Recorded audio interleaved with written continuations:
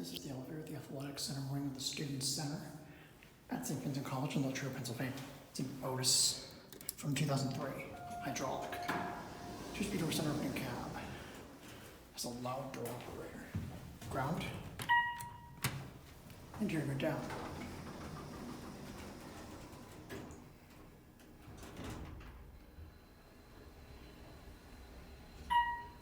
Yeah, ground not too far, and it's the rear door.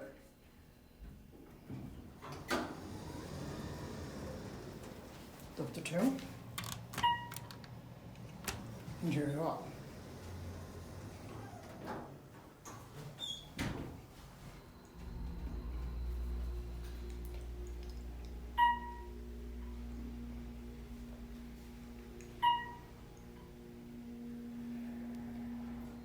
Here 2.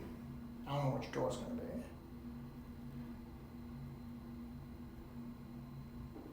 Front door. Only the front door has a chime. The rear door does not have a chime, which is really weird. Go back down to entrance. Certificate, sign. It's a basic Otis elevator from the 2000s. It's nice to have an Otis here because they had the contract with Marshall, so the majority of stuff is that door. Just up here, back at entrance.